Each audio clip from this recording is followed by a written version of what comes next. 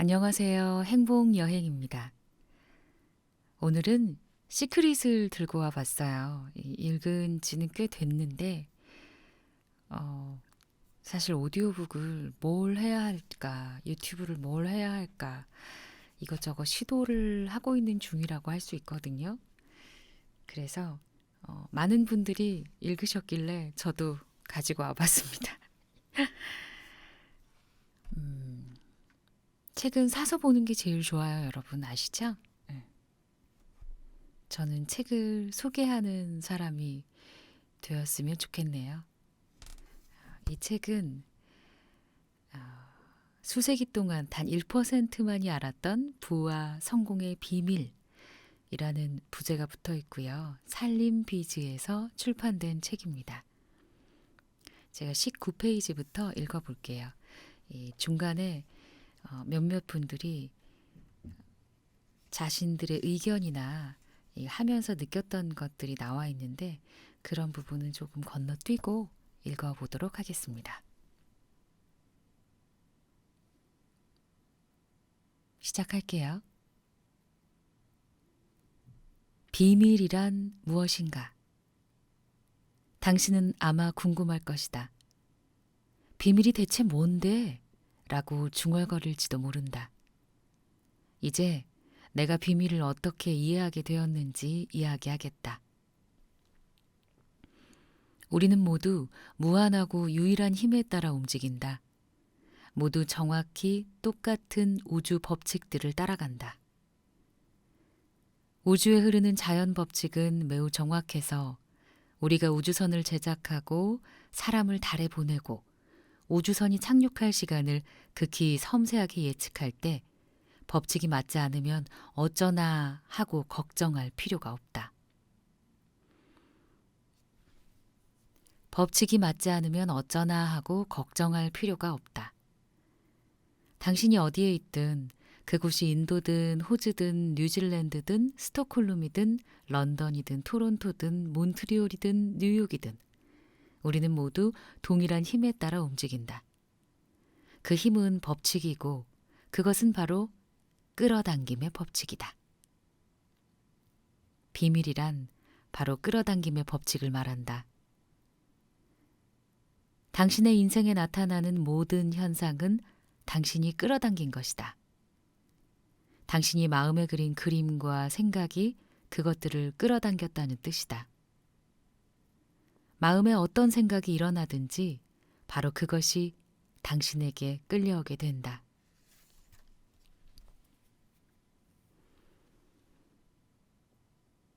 당신이 하는 모든 생각은 실체이며 끌어당기는 힘이다. 프렌티스 멀포드. 세상에 왔던 위대한 스승들은 모두 끌어당김의 법칙이 우주에서 가장 강력한 법칙이라고 말했다. 윌리엄 셰익스피어나 로버트 브라우닝, 윌리엄 블레이크 같은 시인들은 이런 내용을 시에 담아서 표현했다. 루드비히 반 베토벤과 같은 음악가들은 이를 음악으로 표현했다. 레오나르도 다빈치와 같은 예술가들은 그림으로 나타냈고 소크라테스, 플라톤, 랄프 와일도 에머슨, 피타고라스, 프란시스 베이컨경, 아이작 뉴턴경, 요한 볼프강 폰 괴테, 빅토르 위고 같은 사상가들은 글과 가르침에 이를 담았다. 이 사람들은 불후의 명성을 얻었고 전설 같은 그들의 삶은 수세기를 이어져 내려왔다. 힌두교, 신비주의, 불교, 유대교, 그리스도교, 이슬람교 같은 종교와 고대 바빌론이나 이집트 같은 문명은 글과 이야기에서 이 법칙을 이야기했다. 예부터 여러 가지 형태로 전해져 온 이 법칙은 시대를 막론하고 수많은 글에서 발견할 수 있다. 기원전 3000년경에는 돌에 기록되기도 했다. 어떤 사람은 이 법칙을 탐내어 혼자 간직하려 했고 실제로도 그렇게 했다. 하지만 찾는 사람에게는 늘 길이 열려 있었다. 법칙은 태초부터 존재했다. 언제나 존재했고 앞으로도 존재할 것이다. 우주의 모든 질서와 당신 삶의 매 순간을 결정하고 당신이 경험하는 모든 시시콜콜한 일을 결정하는 요소는 바로 이 법칙이다. 당신이 누구이고 어디에 있든지 끌어당김의 법칙은 삶의 모든 경험을 빚어낸다. 끌어당김의 법칙이 실행되게 하는 존재는 바로 당신이다. 당신은 생각으로 이 법칙을 실행시킨다. 1912년 찰스 헤넬은 끌어당김의 법칙을 온 우주가 의지하는 가장 위대하고 정확한 법칙이라고 설명했다. 현자들은 늘 이 법칙을 알았다. 당장이라도 고대 바빌로니아인들을 살펴보라. 그들도 이 법칙을 알았다. 물론 몇 명 안 되는 사람뿐이었지만 밥 프록터. 고대 바빌로니아 사람들과 그 엄청난 부에 관해서는 잘 기록되어 있다. 바빌로니아 사람들은 세계 7대 불가사의 가운데 하나인 바빌론의 공중정원으로도 유명하다. 우주의 법칙을 이해하고 적용해서 역사상 가장 부유한 종족이 되었던 것이다. 왜 전 세계 인구의 1%밖에 안 되는 사람들이 전 세계 돈의 96%를 벌어들인다고 생각하는가? 당신은 이것이 우연이라고 생각하는가? 그렇게 만들어졌기 때문이다. 그 사람들은 뭔가 알고 있다. 비밀을 이해하고 있는 것이다. 이제는 당신이 비밀을 만날 시간이다. 밥 프록터. 물질적으로 풍족한 사람들은 의식적으로든 무의식적으로든 비밀을 활용하여 풍족해졌다. 풍요와 부에 관해 생각하고 그와 상반되는 생각은 마음에 들어오지 못하도록 막았다. 그 사람들의 마음을 지배한 생각은 부였다. 그 사람들 마음에는 오직 부뿐이었다. 그 사람들이 이를 인식했든 못했든 바로 그 생각이 그 사람들에게 부를 끌어당긴 것이다. 이것이 바로 끌어당김의 법칙이 적용된 사례다. 비밀과 끌어당김의 법칙이 실제로 적용되고 있음을 보여주는 훌륭한 사례를 알려주겠다. 당신은 대단한 부자였던 어떤 사람이 돈을 다 날리고도 다시 단기간에 막대한 부를 축적해낸 경우를 보았을 것이다. 바로 이때 그 당사자가 알든 모르든 그 사람의 마음을 지배하는 생각은 부를 축적하자였다. 애초에 부자가 됐을 때도 바로 그 방법을 썼을 터.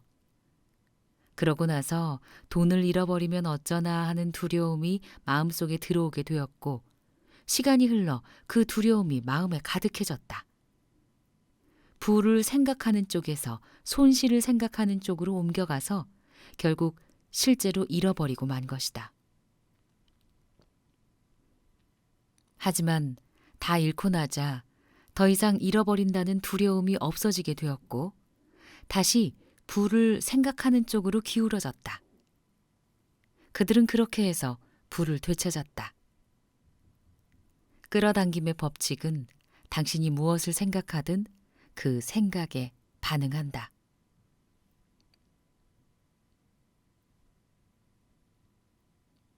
비슷한 것은 비슷한 것을 끌어당긴다. 끌어당김의 법칙을 바라보는 가장 쉬운 관점은 나 자신을 자석이라고 가정하는 것이다. 자석은 물체를 자신에게 끌어당긴다. 존 아사라프. 당신은 우주에서 가장 강력한 자석이다. 당신 안에는 세상 그 무엇보다 강한 자기력이 깃들어 있고 그 헤아릴 수 없는 자기력은 바로 당신 생각을 통해서 방사된다. 기본적으로 끌어당김의 법칙이란 비슷한 것끼리 끌어당긴다는 뜻이다. 물론 여기서는 생각 차원에서의 끌어당김을 이야기한다. 밥 도일. 끌어당김의 법칙은 비슷한 것끼리 끌어당긴다는 뜻이고 그렇기에 뭔가 생각하면 그와 비슷한 생각들이 당신에게 끌려오게 된다. 당신이 직접 경험했을 만한 몇 가지 예를 들어보자. 마음에 들지 않는 어떤 일에 대해 생각하게 됐는데 생각하면 할수록 상황이 점점 더 나빠지는 것처럼 느껴본 적 없는가? 이는 당신이 어떤 생각에 몰입할 때 끌어당김의 법칙에 따라 곧바로 그와 비슷한 생각이 당신에게 끌려왔기 때문에 일어난 현상이다. 몇 분도 채 안 돼서 처음 했던 것과 비슷한 불행한 생각들이 엄청나게 떠올랐을 것이다. 그래서 상황이 점점 더 나빠지는 것처럼 느껴졌고 생각하면 할수록 점점 속이 상했으리라. 음악을 듣는데 얼마 후에 그 음악이 머리에서 떠나지 않는 경험도 해봤을 것이다. 여기서도 마찬가지로 음악과 비슷한 생각들이 끌려왔고 따라서 머리에서 노래가 빙빙 맴돌게 되었기 때문이다. 당신은 스스로 의식하지 못했더라도 노래를 들을 때 거기에 주의를 기울여서 생각을 집중했던 것이다. 그 과정에서 노래와 비슷한 생각들을 강력하게 끌어당겼고 따라서 끌어당김의 법칙이 작동해서 그 노래에 관한 생각이 반복해 떠오르게 된 것이다.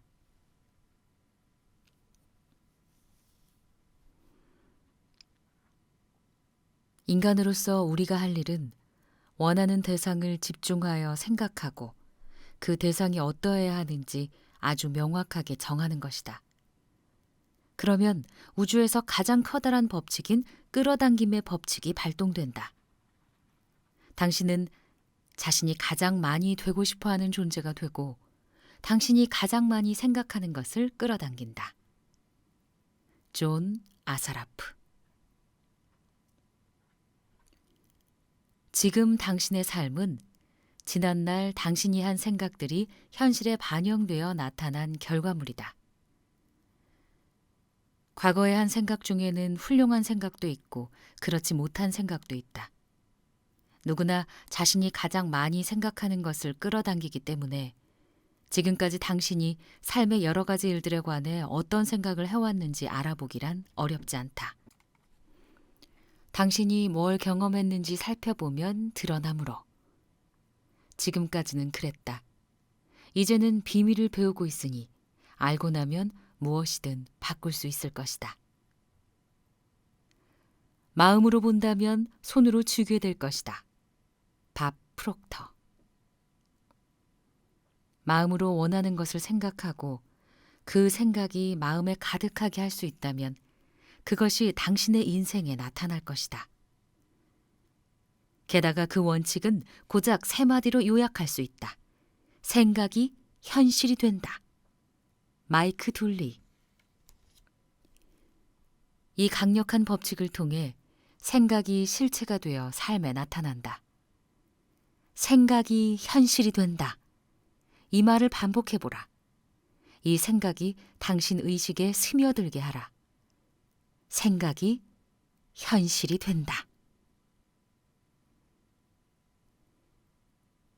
대부분의 사람들은 생각에도 주파수가 있다는 사실을 이해하지 못한다. 생각은 측정할 수 있다. 따라서 한 가지 생각을 하고 또 하면 예를 들어 세차를 모는 모습을 상상하고 필요한 돈이 들어오는 모습을 상상하고 삶의 반려자를 발견하는 모습을 상상한다면 또 그것이 어떤 모습일지 계속 상상한다면 그 생각에 해당하는 주파수의 파장을 계속해서 방사하는 셈이다. 존 아사라프. 생각은 자기 신호를 전송하여 비슷한 것이 되돌아오게 끌어당긴다. 조 바이텔리 박사. 지배적인 생각이나 마음가짐은 자석처럼 비슷한 것을 끌어당기는 법이므로 마음가짐이 어떠하든 그에 어울리는 조건이 삶에 나타날 수밖에 없다. 찰스 헤넬. 생각은 자석이고 생각에는 주파수가 있다. 당신이 생각할 때 그 생각은 우주로 전송되어 같은 주파수에 있는 비슷한 것들을 자석처럼 끌어당긴다. 전송된 것은 모조리 원점으로 되돌아간다. 그리고 원점이란 바로 당신이다. 이렇게 생각해보라. 텔레비전 방송국이 특정 주파수대를 이용하여 방송 신호를 보내면 그것이 시청자의 텔레비전에 나타난다. 사람들은 대부분 그 작동 원리는 이해하지 못하지만 각 채널마다 주파수가 있고 그 주파수의 채널을 맞추면 화면이 나타난다는 건 이해한다. 채널을 바꾸면서 주파수를 선택하면 그 채널에서 방송되는 내용이 화면에 보인다. 다른 방송을 보고 싶으면 채널을 바꿔서 다른 주파수에 맞추면 되는 것이다. 당신은 인간 송신탑이고 지상에 세운 어떤 텔레비전 송신탑보다 강력하다. 아니, 우주에서 가장 강력한 송신탑이다. 당신이 보내는 전파는 당신의 인생과 이 세상을 만들어낸다. 당신이 송신하는 주파수는 도시와 국경과 이 세상 너머까지 전달된다. 온 우주에 퍼진다. 그리고 그 모든 일이 바로 당신의 생각으로 일어난다. 당신이 전송한 생각의 결과로 돌아오는 그림은 텔레비전 화면이 아니라 당신의 거실, 인생에 나타난다. 생각이 특정 주파수를 형성하여 그 주파수에 있는 것들을 끌어당기면 그것들이 삶에서 나타난다. 인생을 바꾸고 싶다면 생각을 바꿔서 주파수와 채널을 바꿔라. 마음에서 전송되는 파동은 가장 정교하고 따라서 우주에서 가장 강력하다. 찰스 헤넬. 자신이 풍요롭게 사는 모습을 그리면 풍요가 나타날 것이다. 이 법칙은 시간이나 사람을 초월한다. 밥 프록터. 풍요롭게 사는 모습을 상상할 때 당신이 끌어당김의 법칙을 활용하여 자신의 삶을 강력하고 의식적으로 참조하는 것이다. 하지만 아주 분명한 문제가 아직 남아있다. 그렇다면 왜 모두가 꿈을 실현하지는 못하는 거지?